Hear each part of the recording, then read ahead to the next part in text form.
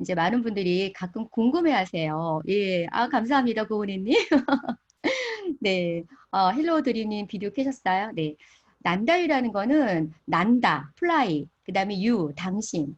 예, 날고 싶은 당신을 위한 그 블로거 난다입니다라고 합니다. 그리고 이제 오늘은 이제 제 실명으로 들어왔습니다. 예, 포항 재택근무 메신저 유영숙. 네, 그래서 혹시 제 닉네임으로 아시는 분도 계실 것 같아서 제 닉네임을 알려드렸습니다. 네, 너무 반갑고요. 늦은 시간인데 이렇게 많은 분들 참여해 주셔서 여러분들에게 이 한 시간을 어떻게 하면 좀 알차게 알짜로 해드릴 수 있을까 고민을 했습니다. 오늘 강의할 내용은 다른 곳에서는 한 8시간, 2시간을 네이타임으로 해가지고 강의를 진행을 했던 내용을 1시간으로 압축을 시켰어요. 그래서 조금 말이 빠를 수도 있어요. 근데 제가 말이 빠르더라도 이게 발음은 또박또박 하려고 노력을 할 테니까 잘 들어주시면 감사하겠습니다. 네. 오늘 강의는요. 잠시만요. 예. 전으로 이거를 좀 작게. 강의 내용 이 전으로 가는 게 예. 예. 오늘 강의는 제 소개는 나중에 예, 시간 나면 하고요. 좀 빠르게 진행하기 위해서 강의 목차부터 알려드리도록 하겠습니다. 재택근무란 그다음에 펀 재택근무 메신저로서의 역할은 어떤 건지 또 제가 선정한 재택근무 베스트 5 알려드릴 거고요. 또 올해 지금 10가지 10개의 직종이 올라왔습니다. 그거 알려드릴 거예요. 그리고 집에서 일하는 재택근무를 어떻게 하면 성공할 수 있을지 예, 목표 관리, 가정 관리, 시간 관리 그리고 마지막에 강사 소개로 일정을 하도록 하겠습니다. 그러면 네, 재택근무 성공법 강의 시작하겠습니다. 어저께 제 블로그에 올린 내용인데요. 이제 제가 처음에 책을 내고 나서 이제 저자와의 대화라는 걸 했습니다. 그래서 어느 문화센터에서 저자와의 대화로 일일 특강을 진행을 했는데, 근데 다 특강이 끝났음에도 떤 수강생 한 분이 가지 않고 이 쭈삣쭈삣거리면서 눈치를 보시는 거예요. 그래서 제가 여쭤봤죠. 혹시 저한테 질문이 있으신가요? 그랬더니 그분이 살짝 눈이 좀 붉어진 상태로 저는 이제 너무 힘들어서 얼마 전에 회사를 그만두었는데 또 집에서 일을 하는 게 뭐가 있을까 궁금해서 왔는데 또 막막하다. 돈을 못 버니까 또 없어지는 것 같아서 한심스럽다. 그 얘기를 하시더라고요. 그래서 회사 일이 많이 힘드셨나 봐요. 그랬더니 하시는 말씀이 회사 일이 힘들 것보다는 아이가 자꾸 자기를 힘들게 해서 이제 결국 남편하고 합의하에 이제 아이를 보는 걸로 하고 이제 남편 혼자 이게 외벌이로 이제 진행을 했다고 해요. 그런데 정작 자신이 이제 회사를 그만두고 이제 아이 케어를 열심히 하려고 했는데 그렇다고 아이가 더 좋아지는 것도 아니고 그리고 회사를 다니다가 안 다니니 왠지 자신이 또 어딘가에 좀 이렇게 도태되는 것 같고 그리고 이제 맞벌이를 하다 외벌이를 하니 또 수입적인 부분에서 또 많이 좀 부담이 되고 그러니까 자신이 굉장히 좀 한심스럽다라는 얘기를 하시더라고요. 근데 제가 이런 부분은 주위에 많이 경험을 했습니다. 뭐 이제 이런 강의 끝나고 만나는 분들하고의 대화에서도 느꼈고 또 얼마 전에 진행된 일대일 상담을 통해서든지 그렇게 얘기를 나눠보면은 그런 부분에 대한 거를 많이 힘들어 하셨어요. 저는 이렇게 생각했으면 좋겠어요. 내가 전업주부다. 그렇다면 나는 전업주부도 하나의 재택근무를 하고 있는 중이다라고 생각했으면 좋겠습니다. 이거는 3년 전에 나온 건데요. 한국여성정책연구원에서 나온 전업주부 연봉 계산법입니다. 하루 가상 노동시간이 평균 12시간 16분이고 월급으로 환산했을 때는 380만 원, 또 연봉으로 계산했을 때는 4,600만 원을 책정이 된다고 해요. 그러니까 전업주부가 집에서 하는 어떤 일들에 대한 평가가 적어도 이거 3년 전이니까 지금은 더 연봉이 올랐겠죠. 예. 그래서 전업주부도 나도 계속 집에서 재택근무를 하는 사람이다. 라는 거를 기본으로 깔되 저는 이거 하나를 기억해 줬으면 좋겠어요. 그렇지만 경력 단절은 아니다. 전업주부로서의 끝나는 게 아니라 계속 나의 경력은 이어진다. 라고 생각을 하셔서 점점 나의 경력을 어떻게 성장을 시킬 것이냐, 그거를 초점을 맞췄으면 좋겠습니다. 그래서 오늘 강의 들으시는 분들은 어쩌면은 경력단절 주부가, 전업주부가 경력단절이 되지 않기 위해, 그리고 현재 코로나로 인해서 강제 재택근무를 하신 분들이든, 이런 1인 기업가든, 또 집에서 어떤 일을 통해서 재택근무를 하고 계시는 분이든, 그런 분들이 함께 성공할 수 있는 방법에 대해서 한번 여러분과 나눠보려고 합니다. 네, 어떤 성공법이 있는지 보도록 할게요. 저는 펀 재택근무 메신저라고 여러분에 소개를 했습니다. 메신저라는 말은 많이 들어보셨을 거예요. 우리 박형우 코치님께서 지난번에 네, 백만장자 메신저에 관련된 독서 토론도 해주셨잖아요. 네, 거기에 나온 내용이에요. 메신저란 자신의 경험과 지식을 메시지로 다른 이들에게 전달하는 사람. 결국 다양한 주제에 관련해서 실질적인 조언을 해주는 사람을 얘기합니다. 그러면 재택근무는 다 아시다시피 집에서 일을 하는 근무의 형태입니다. 그리고 현재 코로나로 인해서 이제 이런 기본적인 이런 정보통신기가 갖춰져 있다면 언제든지 공간적, 시간적, 장소적 제약 없이 업무할 수 있는 근무 형태고요. 이 근무 형태는 아마 계속적으로 늘어날 거고 아마 거의 이제 안정적으로 재택근무가 들어갈 거라고 생각이 듭니다.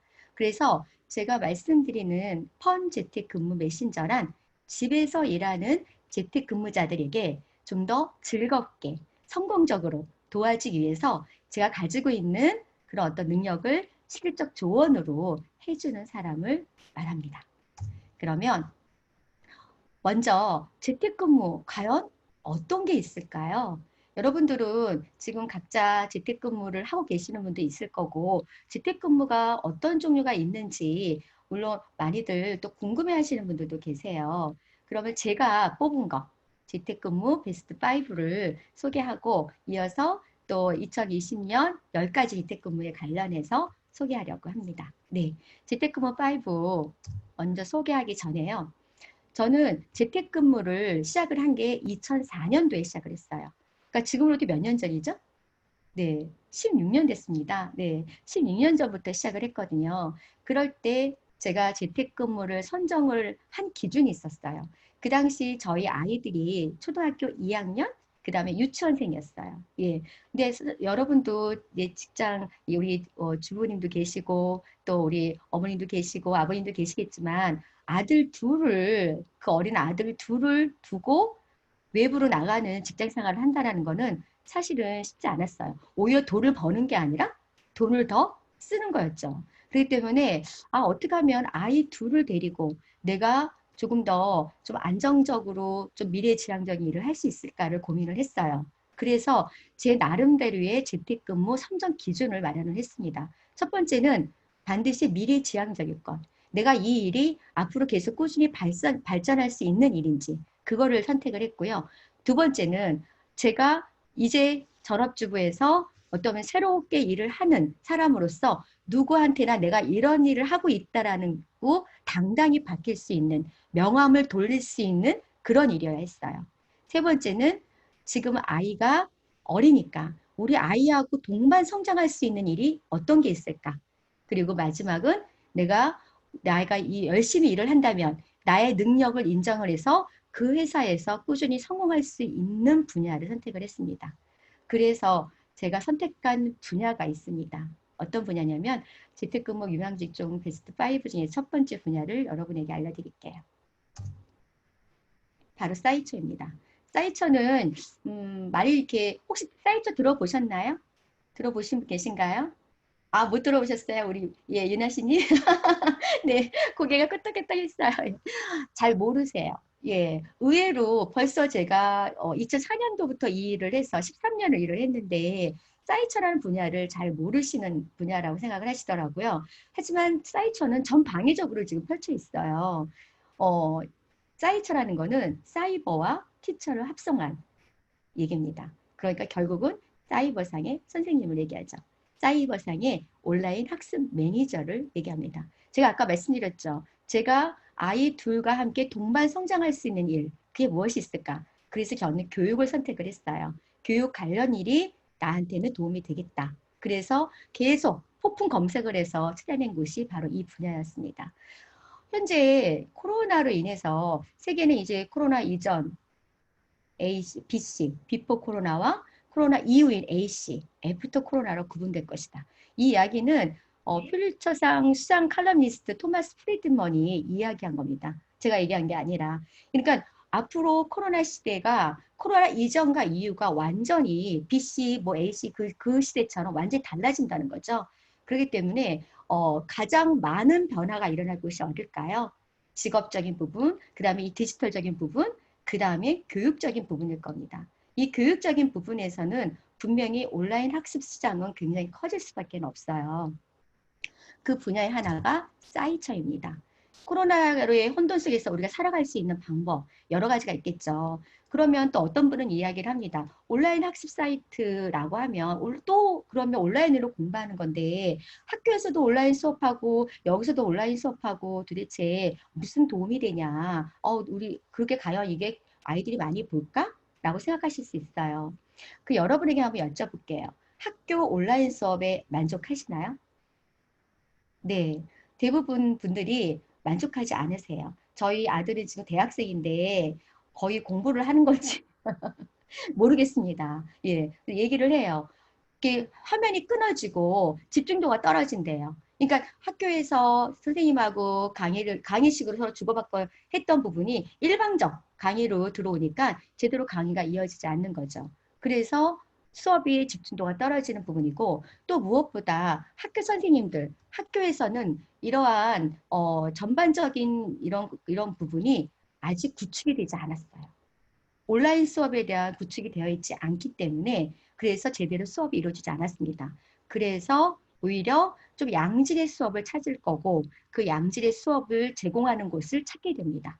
그래서 제가 소개시켜 드리는 곳은 적어도 20년 이상의 온라인으로 구축이 된 곳이에요. 그래서 여러분들이 한번 나의 재택근무의 하나의 직업 잡으로서 한번 고민을 해보실 수 있는 분야이기 때문에 첫 번째로 알려드렸는데요.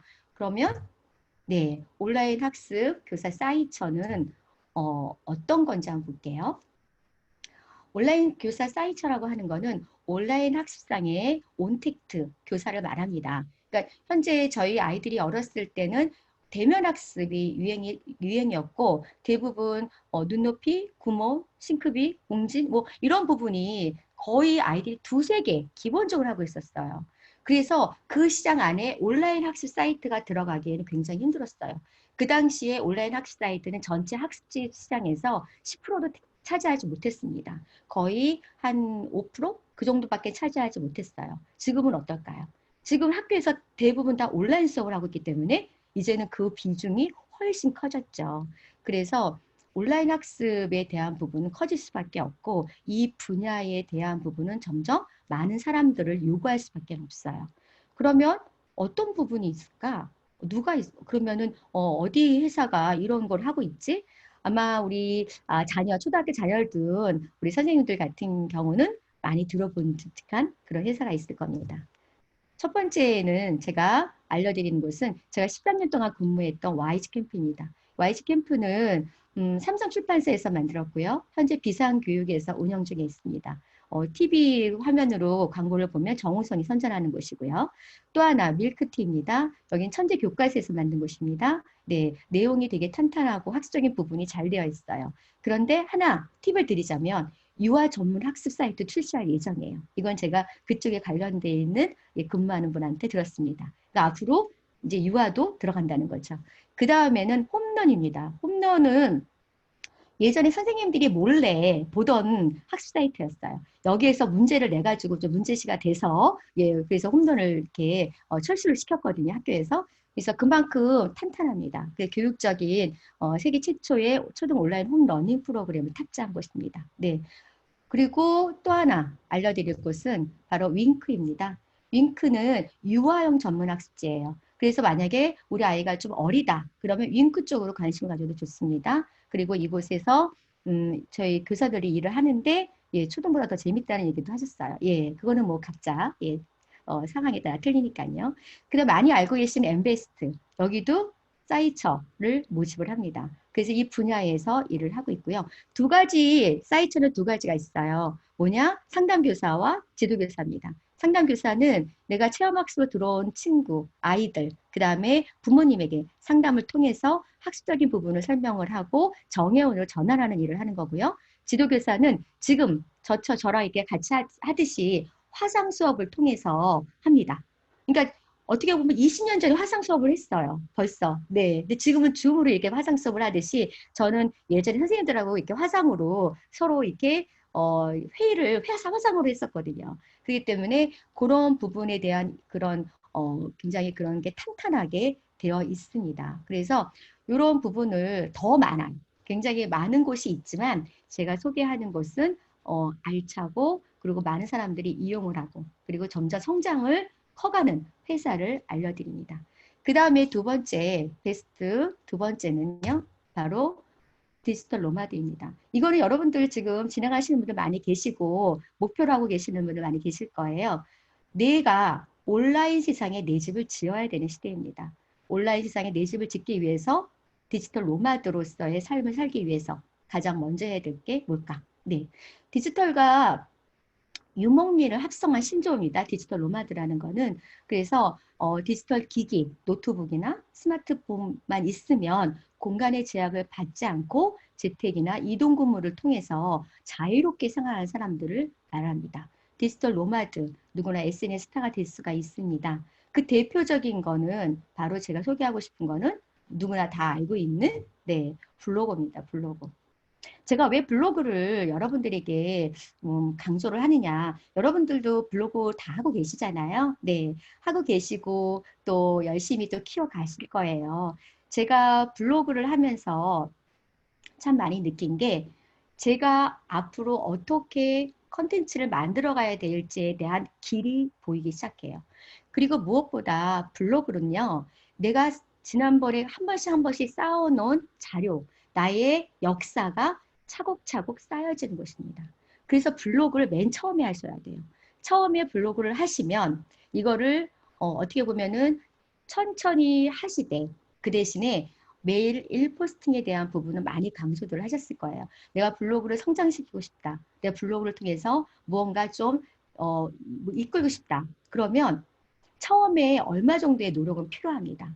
그래서 글쓰기가 굉장히 중요해요. 글쓰기에 관련돼 있는 거는 제가 또 좋은 팁은 나중에 제 블로그를 통해서 또 올려드리도록 하겠습니다. 그래서 블로그를 통해서 내가 하루에 한 편의 글을 쓸 때 칼럼식으로 쓰라는 겁니다. 그냥 뭐 나의 일상 뭐 예를 들어서 뭐 오늘 뭐 루틴 뭐 오늘 뭐 좋은 일 아니면 오늘 뭐 고마운 일 이런 거를 쓰는 게 아니라요. 내가 블로그를 통해서 나를 키우고 나를 성장시키고 전문가로서의 그런 부분을 키우고 싶다면 그런 부분보다는 칼럼식으로 전문성을 내포한 글을 쓰는 게 좋습니다. 제가 이 블로그를 통해서 강의 의뢰가 들어오거든요. 예, 강의가 들어왔을 때 어떻게 저를 아셨나요? 여쭤보면은 블로그 보고 알았어요 라고 얘기를 하세요. 그만큼 블로그는 여러분들이 전문가로서 갈 때 좋습니다. 또 하나 블로그가 좋은 건 뭐냐면요. 블로그는 나의 유튜브나 팟빵이나 그 다음에 인스타그램을 가장 쉽게 만들 수 있는 통로입니다. 블로그가 하나의 나의 대본이 되는 거죠. 저는 블로그를 통해서 그 대본을 통해서 그걸 기초적으로 해서 그 다음에 유튜브 채널을 만들고요. 그걸 통해서 팟빵으로 연결을 합니다. 그러니까 연결해서 할 수 있는 게 가장 기본적인 게 블로그이기 때문에 블로그를 통해서 하기 좋고요. 또 여기에 관련돼서 성공하신 분들 많죠. 네, 그래서 그분들 대표적인 우리 박현 코치님도 계시고, 네, 그리고 또 우리 김미경 강사님도 굉장히 지금 유튜브 활동을 잘하고 계시잖아요. 그렇기 때문에 디지털 노마드는 블로그를 이어서 유튜브를 통해서 인스타그램까지 쭉 이어갈 수 있는 하나의 통로라고 생각이 듭니다. 그래서 저는 디지털 노마드는 블로그를 제일 먼저 이야기를 합니다. 그 다음에 세 번째 인바운드 상담원인데요. 이 부분은요. 아마 이제 이 코로나로 인해서 더 부각이 됐어요. 그리고 지금 이제 재택으로 이제 제가 이제 저도 이제 오랫동안 이 분야에서 이제 재택 상담 일을 또 관리자 일을 했기 때문에 각 분야의 선생님들이 되게 많아요. 그런데 이쪽으로 진출하신 분들이 계세요. 대표적인 게 이제 보험회사입니다. 보험회사에서 약관 대출이라든지 사고 처리 이러한 부분은 다 재택에서 접수를 받습니다. 그래서 그러한 부분이 또 어떻게 되느냐? 오전 오후, 뭐, 야근을 할 경우에는, 야간 같은 경우에는 또 그 분은 더 이제 수수료가 더 높거나, 이렇게 해서 투잡을 하신 분도 계시고요. 그래서, 내가 조금 더, 나한테 맞는 재택근무가 어떤 게 있을까를 했을 때, 인바운드 상담원 분야도 굉장히 도움이 되신다는 거죠. 그래서 이쪽 분야도 빠르게 전환이 되고 있습니다. 특히 금융권은 굉장히 빠르게 전환이 되고 있다는 거 알고 계시면 좋겠어요. 그리고 홈쇼핑 분야, 이런 분야도 전환이 되고 있고요. 그래서 인바운드도 지금 계속 발전되고 있다는 거. 그 다음에 네 번째는요, 온라인 마켓입니다. 온라인 마켓은 이거는 이제 제품만 만들지 말고 플랫폼을 만들어라는 얘기가 있어요. 여러분 혹시 스마트 스토어 하시나요? 네. 그리고 얼마 전에 나왔죠. 드디어 네이버에서 장보기 나왔습니다. 그러니까 이 안에서 플랫폼을 연결하는 겁니다. 하나의 플랫폼, 온라인 마켓을 만드는 겁니다. 제가 아는 친구, 동생이 떡 케이크를 너무 이쁘게 만드는 거예요. 이 친구가 문화센터에서 그걸 배웠거든요. 떡 케이크 만드는 걸. 근데 이제 손재주가 좋아서 그거를 이제 이쁘게 만들어서 지인들한테 선물을 한 거예요. 그런데 그 지인들이 어머 이렇게 이쁘고 이렇게 푸실푸실하게 맛있는 떡 케이크는 사서 먹는 것보다 훨씬 좋다. 그래서 이제 그 친구 이제 동생이 이제 온라인상에 이 블로그에 이거를 하나의 이제 플랫폼을 만들었습니다. 그래서 굉장히 많이 본인이 사람을 둘 정도로 했거든요. 그러니까 나의 취미가 하나의 직업이 되는 그래서 거기에 온라인으로 연결되는 시대. 그게 온라인 마켓입니다. 저 같은 경우는요. 하나 아까 우리 코치님도 얘기하셨는데요. 된장을 합니다. 예, 의외죠. 된장? 제 친구 부부가 저랑 정말 친한 친구 부부가 시골에서 된장을 만들어요. 정말 제 블로그에도 올려두었거든요. 예, 한번 드신 분은 제 주문이 100%. 그런데 한번 드신 분은 있으나 어떻게 아는지를 모르는 거예요. 그래서 제가 같이 동업을 했습니다. 저도 만들었죠. 저도 된장 만들 줄 알거든요. 근데 그 소스, 그거는 친구가 가지고 있죠. 왜냐면 그 소스를 만들기 위해서 5년을 고생을 해가지고 그거를 이렇게 받은 거거든요. 그래서 그렇게 해서 이제 된장을 만들었단 말이에요. 팔로가 없어요. 이거 뭐 이렇게 햇살 뭐 이런 데라든지 그런데 이렇게 공장으로 납품되는 게 아니잖아요. 개인이 만든 거를 어떻게 팔로를 합니까? 그래서 제가 마케팅을 합니다. 그러니까 어떻게 보면 둘이 동업으로 해서 하나의 플랫폼을 만들어서 한 사람은 만들고 관리하고 저는 그걸 연결해서 판매를 하는 겁니다. 그러니까 아까 이게 김희경 강사가 어제 올라온 내용 중에 어떤 게 있었냐면요. 부모님이 30년, 40년 동안 본인들이 그렇게 일을 해왔던 분야, 그거를 부모님의 그 소스를 자녀가 연결해서 플랫폼으로 연결해서 여기 올려라. 그 얘기를 하셨어요. 그게 바로 대표적인 게 네이버의 장보기 얘기를 하더라고요. 나에게 맞는 장보기 시작하세요 하고 지금 쫙 나왔거든요. 결국은 재택근무라고 하는 거는 내가 집에서 어떻게 보면 노트북 하나로 연결할 수 있는 어떤 마케팅이나 플랫폼을 만드는 과정 중에 하나도 있습니다. 그래서 나한테 맞는 분야가 어떤 게 있느냐 굉장히 그런 부분 특히 지금은 공유와 개방의 시대입니다. 그렇기 때문에 대대로 내려온 전통장을 누군가는 정말 맛있게 정말 그 국산콩으로 그 다음에 정말 아주 천일염으로 해가지고 전통 대대로 만드는 건데 알아주는 사람이 없어. 근데 누가 그걸 연결해서 팔아줘. 그게 바로 하나의 온라인 마켓인 거죠. 마지막은요, 네, 공부방입니다. 공부방이면, 요즘 뭐 코로나 시대에 무슨 공부방이야? 할 수가 있을 거예요. 그런데 이제 맞벌이 가정이 늘면서 소수 정예를 받는 겁니다. 영어 전문, 독서 전문, 네. 그 다음에 수학 전문, 그렇게 전문 분야. 또 어떤 분은, 제가 아는 분 중에 한 분은 아트 스피치.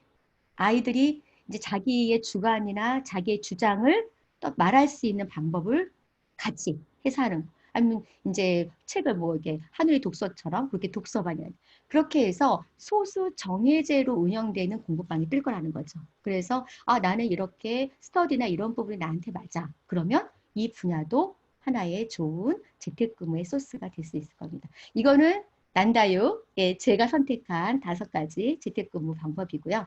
그렇다면 2020년 실제 재택근무 10가지 중에서 이거는 경제 전문 정보 플랫폼에서 얼마 전에 올라온 내용이에요. 10개가 있습니다. 이 중에서 저랑 연결되는 게 있어요. 예, 여기에 소셜미디어 관리자 있죠? 콜센터 담당자 있죠? 블로거 있죠? 예, 이런 부분이 다 중복이 되는 겁니다. 그렇기 때문에 하나의 지금 코로나 시대에서 디지털화 되고 있는 이 시대에 발맞춰서 내가 어디에 흐름을 탈 것이냐, 그건 굉장히 중요하다고 봅니다. 네, 그러면 이제 30분밖에 안 남았기 때문에 제가 좀 말이 빠른데 괜찮으신가요? 예, 예, 저 윤아 씨님만 보고 있어요. 제 화면에서 예, 예, 우리 하신님만 보면서 네, 하겠습니다. 예, 제 말이 빠르면 빠르다고 얘기를 해주시면 제가 조금 채팅 한번 볼게요. 네, 아 좋아요, 너무 좋아요. 네, 감사합니다. 빠르지 않다고 하시니까 그러면 왜냐하면 전달할 내용이 너무 많은데 시간이 예 얼마 없다 보니까 네. 그러면 지금까지는 재택근무 이런 잡 종류는 제가 계속 제 블로그에도 올리고 제 오픈 채팅방에도 올릴 거예요. 저는 그쪽 분야 쪽으로 촉을 세우고 있잖아요. 안테나를 세우라고 하잖아요. 그 안테나를 세우면 내가 원하는 걸로 걸러지게 돼 있어요. 근데 저는 그쪽 분야로 안테나가 세워져 있으니까 계속 저는 그쪽의 정보를 공유할 수밖에 없는 거죠. 그래서 그런 부분은 조금 더 재택근무 여러분들한테 활성화되고 좋은 정보들은 또 올려드리기도 하고요. 그럼 이제부터는 재택근무 어떻게 하면 성공하지? 예, 성공법에 대해서 한번 나눠보도록 하겠습니다. 이런 내용들은 다 책에 있어요. 책에 있는데, 그래도 책을 뭐 살 수 없는 분도 계시고, 또 도서관에서 대출도 받을 수 있으니까, 나중에 시간 되시면, 예, 대출 받아서 읽어보시면 도움이 될 것 같아요. 네.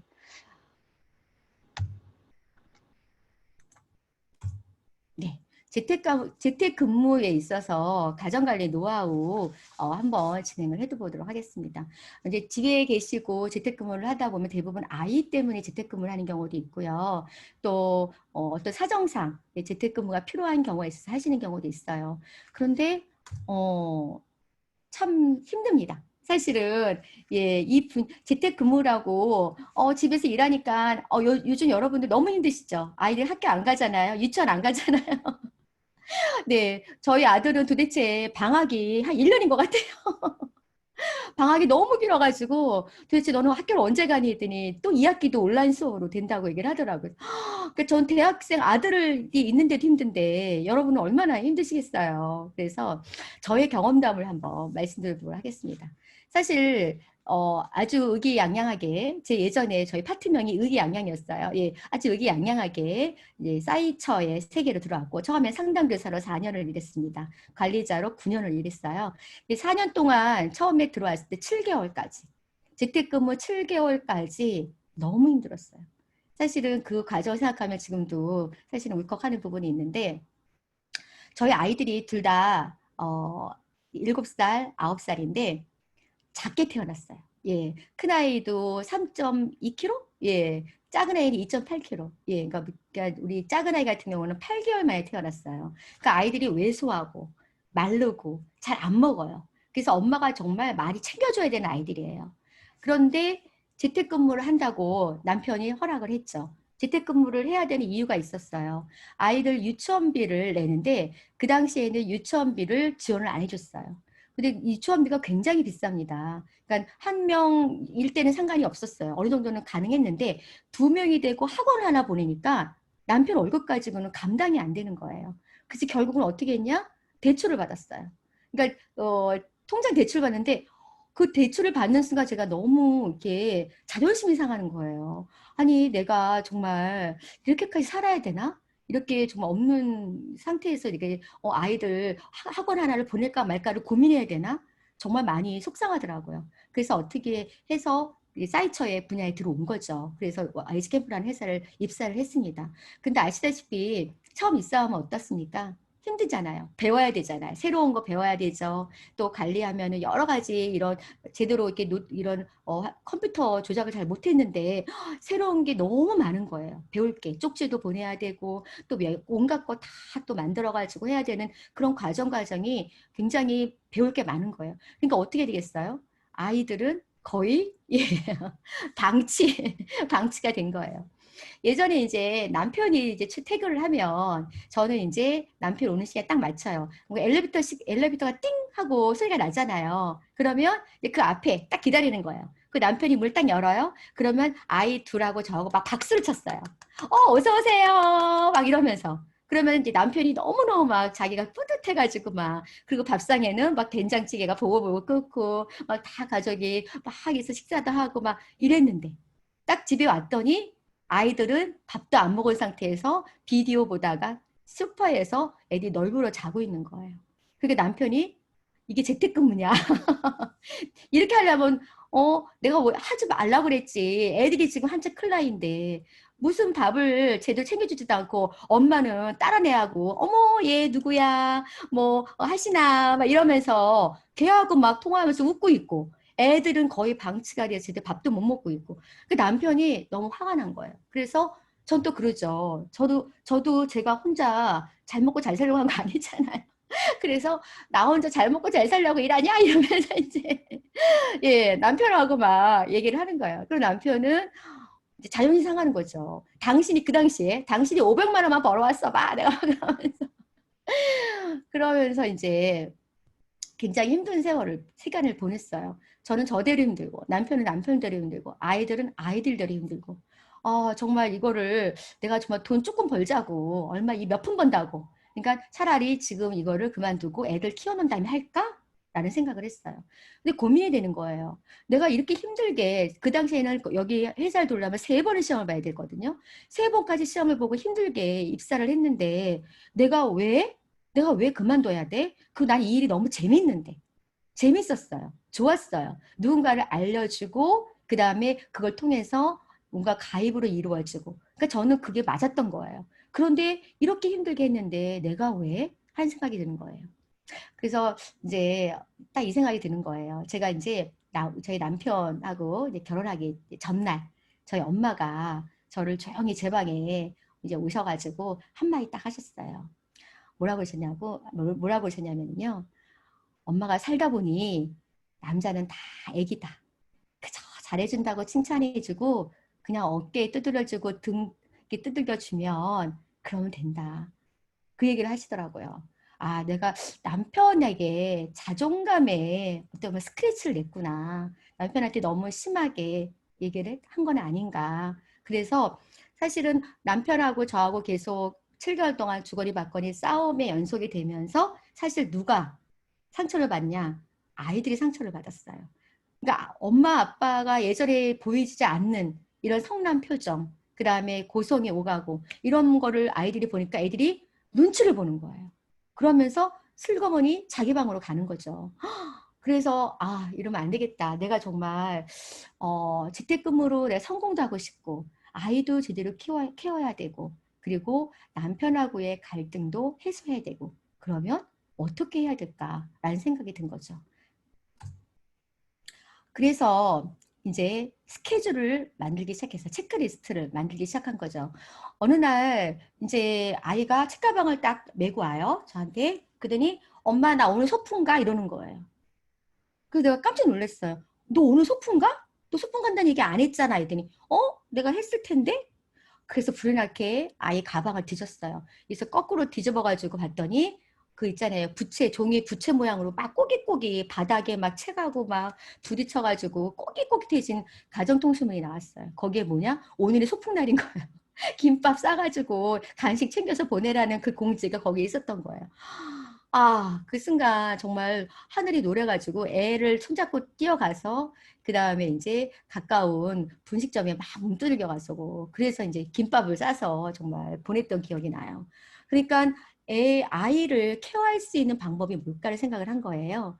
그래서 함께 한 게, 그럼 매일 우리 아이하고 체크리스트를 만들자. 그 체크리스트를 그래서 시간을 정해서 하루에 일과를 정하고 그 다음에 마지막에 제가 근무가 끝나는 시간이 9시였거든요.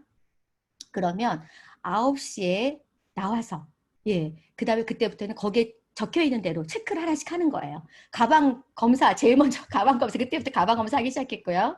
그 다음에 숙제 검사, 네. 그리고 이제, 그 대신에 밥을 6시에 먹었어요. 6시부터 6시 30분까지 밥을 먹고, 그 다음에 각자 아이들하고 약속을 정한 거죠. 우리, 엄마 9시 퇴근 때까지 너희들은 숙제하고, 그 다음에 오늘 공부할 거 하고 책 읽고 이런 약속을 정해놔요. 그리고 나서 9시에 딱 나오면 그때 그 체크리스트에 잘했으면 거기다가 스티커를 하나씩 붙여주는 거예요. 네. 그리고 한 달 동안 그걸 모아서 그 대신에 몇 개 정도는 빠져도 되게끔 여유를 좀 줬죠. 너무 꽉 차게 하면 아이들도 힘들어하니까. 그래서 그걸 서로 이제 해가지고 체크리스트를 만들어서 그때부터 아이들도 본인이 하나씩 그걸 점검하면서 자기가 오늘 해야 될 일을 점검하게 되고 그리고 저도 우리 아이 오늘 체크에 대한 부분을 통해서 숙제가 뭐고 강도시 뭔지 그런 부분을 서로 얘기를 나눴습니다.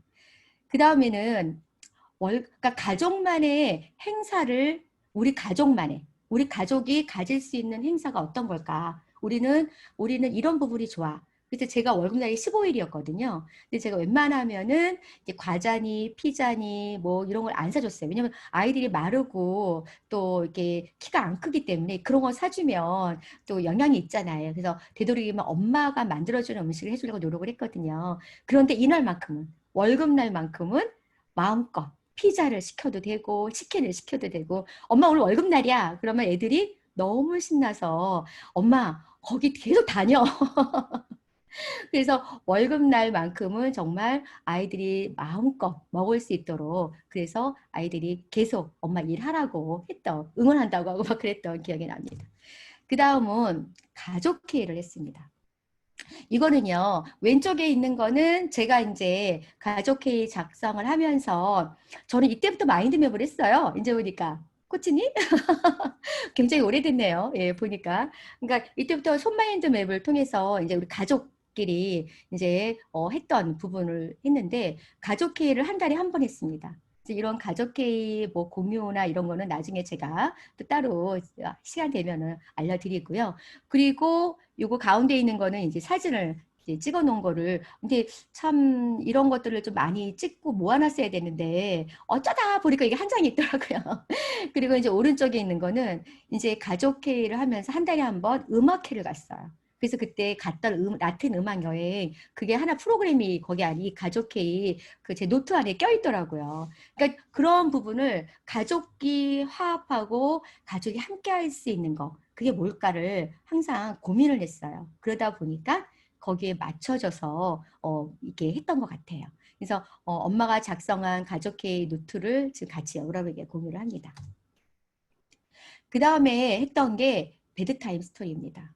저는 초등학교 우리 아이 6학년까지 이 과정을 했습니다. 뭐냐면 베드타임 스토리라는 거는 아이가 자기 전에 부모님과 함께 읽은 이야기책을 서로 엄마가 읽어주는 거예요. 책을 통해 자기 전에. 그러면 아이들이 그 책 내용을 계속 꿈속으로까지 이어진다는 거예요.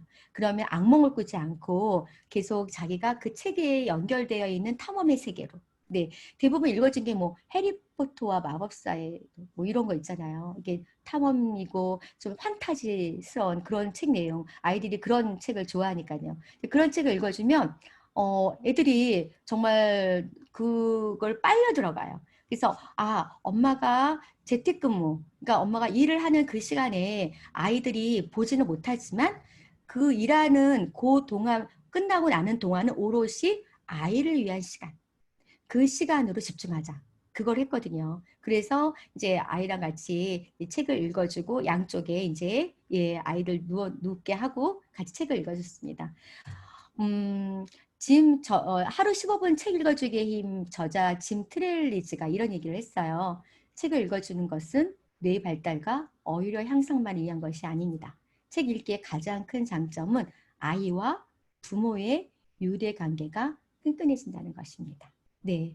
그래서 그 부분으로 해서 우리 큰아이 초등학교 6학년 때까지, 중학교 도저히 안 되더라고요. 예, 초등학교 6학년까지 같이 읽어줬고, 그리고 이제 도서관을 가서 이제 일주일에 한 번, 2주에 한 번 도서관에 가서 자기가 원하는 듣고 싶은 책, 읽고 싶은 책을 원하는 책을 골라서 또 같이 읽고 그러한 작업들을 계속 하려고 노력을 했습니다. 그러니까 재택근무를 어떻게 하면 성공적으로 아이와 남편과 가족이 함께 성장할 수 있을까를 많이 고민했던 것 같아요. 네. 그러면 목표관리법에 대해서 한번 가도록 하겠습니다. 그럼 재택근무를 통해서 나는 어떤 목표를 가질 것이냐. 네. 실행이 답이다라는 책이 아시죠? 네, 역산 스케줄링이라는 내용이 나옵니다.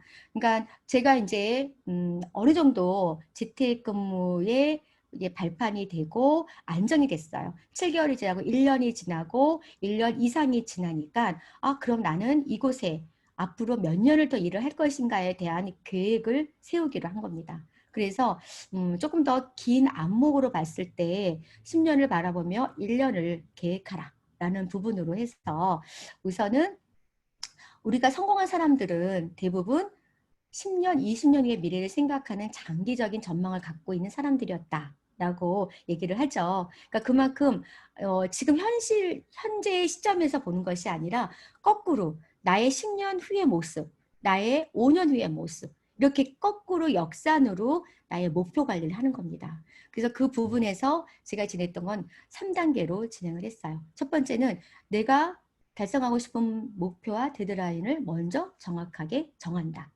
두 번째 스텝 2는 목표 달성 과정에 징검다리 목표들을 또 만들어서 거기에 맞춰서 데드라인을 정한다.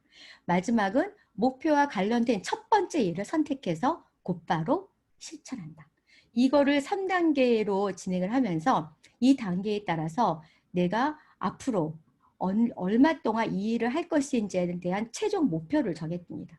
그래서 그 당시 우리 아이가 초등학교 고학년이었어요. 그래서 최종적 목표는 큰아이 대학교 1학년 여름방학 때 한 달 동안 유럽 여행을 간다. 그래서 우리 아이는 자신이 대학교를 가지 않으면 엄마랑 유럽 여행을 못 간다는 생각하에 그리고 제가 그랬거든요. 엄마 영어 약해. 네가 영어를 해야 돼. 그래서 영어는 정말 열심히 했어요. 큰아들이. 예, 그래서 큰아이 대학교 1학년 이 부분이 첫 번째 제일 큰 데드라인을 정했고요. 그 다음은 5년을 정했습니다. 5년 후 나는 적금을 타서 무조건 의정부 현재 살고 있는 집에서 서울로 다시 이사 간다. 그 당시에 의정부가 고등학교를 시험 보고 들어가는 그런 시스템으로 되어 있었어요. 그러다 보면 중학교 때부터 아이들이 입시 지옥이 되는 거예요. 근데 제가 생각해 보니까 우리 아이들이 중학교 때부터 입시 지옥을 만들어주기가 싫은 거예요. 그래서 난 다시 그럼 서울로 가야 되겠다. 그래서 5년 만기 적금을 부었습니다. 예. 그리고 그 다음 세 번째는 1년 안에 회사에서 진행하는 해외 시책을 나는 달성하겠다. 그리고 매달 100만 원의 적금은 무조건 든다. 그리고 이번 달에 우수교사를 도전하겠다. 네. 그래서 그 부분으로 저의 역산 스케줄링을 진행을 했습니다. 여러분, 이게 어떻게 다 이루어졌을까요? 이루어졌을까요? 안 이루어졌을까요? 네. 이 중에서 큰아이 대학교 1학년 여름방학 때 한 달 동안 유럽 여행, 네, 배낭여행 가기. 요거 빼고는 다 이루어졌습니다. 결국은 의정부에서 서울로 집을 사서 이사를 했고 또 나름 아이들이 이제 좋은 이런 환경에서 이제 공부할 수 있는 곳으로 정말 많이 고민하면서 또 했고요. 예. 그러다 보니까 목표라고 하는 거는 구체적이어야 되고 그리고 실현 가능하지만 조금 더 상위의 목표를 세워야 한다는 거. 네. 그러면 그거를 하기 위해서 본인이 차근차근 스텝을 밟을 수 있다는 겁니다. 그러니까 그런 부분에서 역사 스케줄링 3단계는 지금 또 제가 또 다시 진행을 해야 되는데 네, 지금 어떤 목표를 가질지 지금 계속 저도 마련을 하고 있습니다. 그래서 사실은 5년을 적금을 그때는 차이나 펀드라는 게 있었어요. 차이나 펀드로 5년짜리를 들면서 기본 100만 원이지만 중간에 또 더 추가로 더 급여가 더 높을 때는 더 넣고 이렇게 해서 5년 만기가 되었을 때 은행을 찾아갔어요. 은행을 찾아갔는데 그 얘기를 하는 거예요. 은행 직원이 지금 차이나 펀드가 한참 오르고 있다. 더 좋아질 거다. 그러니까 조금만 더 두세요. 라고 얘기를 하는 거예요. 근데 제 목표는 뭐였죠? 5년이잖아요. 5년 만기 적금 타서 나는 무조건 집을 여기 의정부에서 팔아서 서울로 가는 게 내 목표였잖아요. 그래서 그 은행원이 얘기하는 거를 딱 뿌리치고 저는 그냥 적금 해지해 주세요. 그래서 그 굉장히 그 당시에 이율이 엄청 높았어요. 통안에 거의 20% 넘었던 것 같아요. 예, 굉장히 좀 큰 목돈을 마련을 했고 그 돈으로 바로 집을 구입을 했는데요. 그 다음부터 차이나 펀드가 내려가기 시작하는 거예요. 예, 그래서 그때 그 은행 직원 말 들었으면 그래서 내가 원했던 거 나는 이 정도를 가지고 했던 부분은 내가 원하던 대로 해야 되겠구나라는 생각을 그때 했습니다. 예, 지금 네, 다시 또 생각하면 또 가슴이 쏟아내립니다. 그러면 업무 효율성을 줄이기 위해서 우리가 어떤 업무를 해야 될까? 예, 그러니까 업무라고 하는 게요. 하나 이거 하다가 조금 하다가 이거 하다가 하면은 일을 제대로 보기 쉽지 않아요. 그러니까 우리는 어떤 게 있냐면은 멀티태스킹을 원합니다. 우리들은 그렇지만 멀티태스킹이 쉽지가 않아요. 굉장히 집중력을 요하는 거고요. 그리고 하나의 과정이 끝나지 않은 상태에 또 다른 과정을 하게 되면 이 일도 제대로 못하게 돼요. 그래서 제가 그러면 어떻게 하면 좀 이 부분을 시간적인 부분을 조금 더 집중할 수 있는 시간을 길게 할 수 있을까 그 생각을 했어요. 근데 보니까 저녁 식사를 준비하려면 또 나와서 그때 손질해서 밥 살 씻고 뭐 하는 그런 과정이 1시간 이상이 소요가 되는 거예요. 근데 그 당시에 그 시간이 저한테 제일 집중할 시간이었거든요. 그래서 준비한 게 일주일 식단을 정했습니다. 일주일 식단을 정하고 그 다음에 이제 거기에 맞춰서 밑손질을 미리 해놓는 거예요. 그리고 이제 주로 이제 우리 아이들은 이제 좀 주로 일품 요리를 해줬지만 그렇지만 그 안에 최대한 사골국에 일품 요리 이런 식으로 해서 아이들을 챙겨줬거든요. 그러다 보니까 이제 집중할 수 있는 일의 시간을 식사 시간을 최대한 간편하게 그리고 업무가 또 흐트러지기 쉽지 않도록 그렇게 하고 집안일도 청소라든지 빨래라든지 이런 집안일 있잖아요. 그거는 주말에 가족과 함께 이렇게 서로 정한 거예요. 그래서 분리수거는 아이들.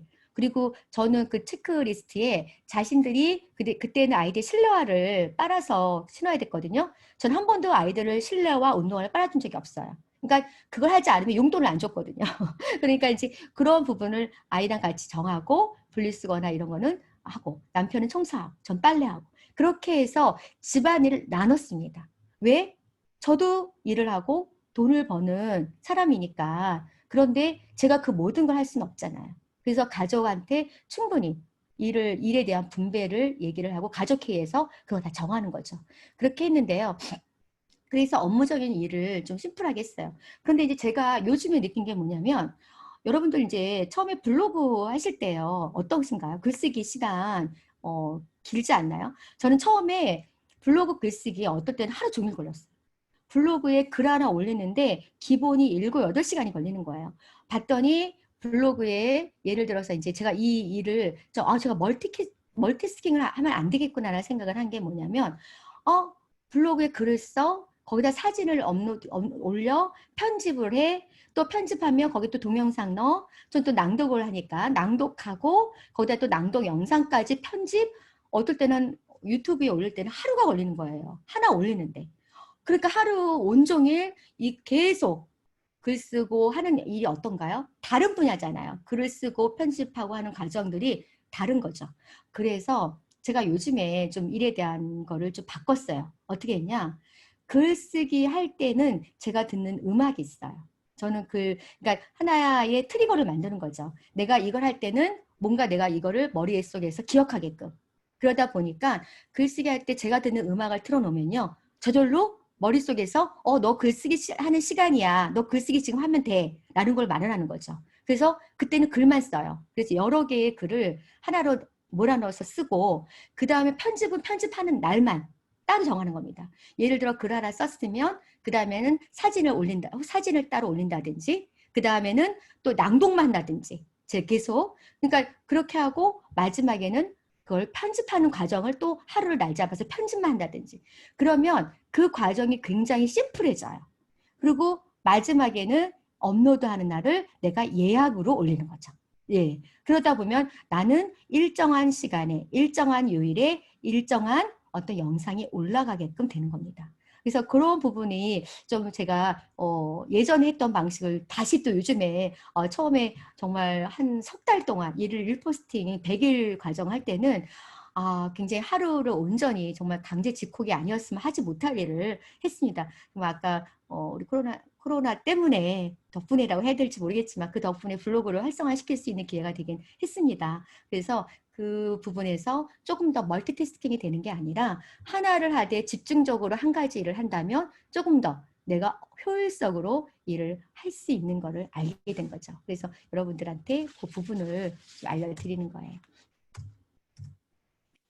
그러면 재택근무를 하기 위해서 내가 가지고 있는 최상의 컨디션을 만들기 위한 거 좀 빠르게 하겠습니다. 시간 얼마 안 남아서. 네.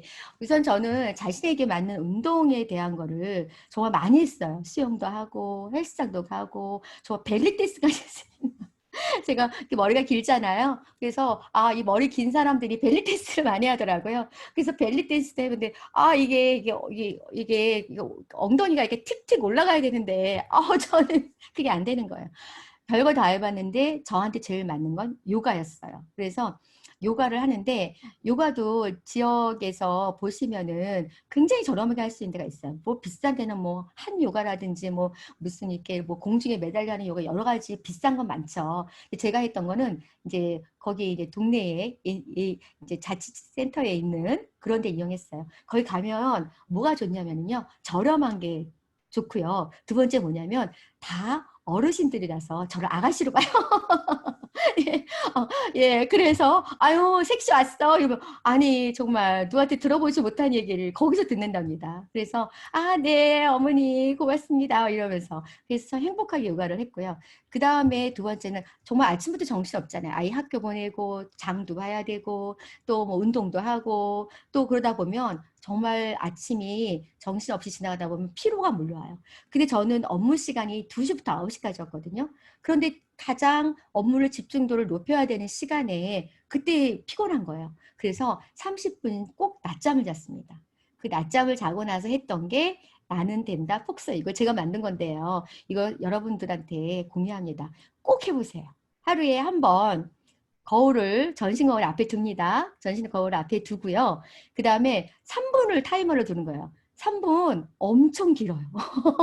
처음에 1분도 길어요. 예. 그러니까 처음에 1분 정도 하세요. 예, 3분이 기니까 3분 정도 타이머를 둡니다. 그 다음에 김일성 박수를 치는 거예요. 김일성 박수 어떻게 치나요, 여러분? 네. 이렇게 치잖아요, 이렇게. 있는 힘껏. 네, 맞아요. 예, 같이 따라해 주셔서 고맙습니다. 네. 있는 힘껏. 그러면서 그 발을 굴러요. 발을 구르면서 그 다음에 배에서 크게 올려나 이게 낭독할 수는 제가 목소리 많이들 좋다고들 하시는데요. 저는 지금 단전에서 나오는 목소리를 하려고 노력을 하거든요. 그리고 대부분 복식 호흡을 하려고 합니다. 그런데 배에서 울림에서 나오는 걸로 하하하 하는 거예요. 그거를 박수를 치면서 발을 막 구르면서 3분을 해보세요. 그러면서 마지막으로 하는 게 나는 된다, 된다, 된다. 자기를 스스로 자기 잠재의식에다가 그거를 끼워 넣는 거예요. 그러면 자기도 모르게 이 뇌에서 에너지가 나옵니다. 파장이 나와요. 정말 해보세요. 이거는 제가 해보고 정말 여러분들에게 강력 추천하는 저만의 비법입니다. 그렇게 하다 보면은 에너지가 파장이 되면서 몸이 막 이렇게 얼굴이 흥분이 돼요. 막 벌겋게 됩니다. 손바닥도 빨갛고요. 그러면서 저는 이제 외부에 특강을 나가면 다 일어나라 그래서 다 직접 해보거든요. 그럼 막 서로들 난리 나요. 막. 그래서 한바탕 웃고 나면 그 다음에 몸이 다시 에너지가 충전이 됩니다. 그리고 업무에 집중을 하는 거죠. 네. 그렇게 해서 나만의 방법으로 그렇게 해서 최상의 컨디션을 있는 거죠. 네. 마지막으로 아무것도 아니라고 생각했던 사람이 아무도 생각할 수 없는 일을 해낸다. 네, 여러분이 바로 그런 분들입니다. 그래서 그렇게 할 수 있도록 도와드리겠습니다. 저는 네, 펀치트 근무 메신저고요. 그리고 오래전에 13년 동안 일을 했고 그다음에 그거에 관련되어 있는 성공 지침서를 나는 집에서 일하고 4천만 원 번다를 출간을 했고요. 그다음에 현재는 한국 영상 해설 협회에 낭독 봉사와 현장 해설사로서도 활동을 하고 있습니다. 뭐 그 외에 여러 개 뭐 활동하고 있는 건 그냥 여러분들이 보시면 되고요. 그래서 제가 카카오 오픈 채팅방을 우리 코치님께서 어, 오픈 채팅방 열어라 하는데 정말 징그럽게 말 안 듣는다고 하셨잖아요. 네, 드디어 오픈 채팅방을 예, 열었습니다. 그래서 여기에 들어오시면 다양한 공지사항 또 재택근무에 관련되어 있는 것들 그리고 계속적으로 이 안에서 재택근무를 좀 더 효율적으로 할 수 있는 뭐 다양한 방법들을 공유하려고 합니다. 어떤 내용을 할지 그거는 여러분들과 함께 하도록 하겠습니다. 어디 코치님 시간 딱 맞췄죠? 네, 감사합니다. 네. 아,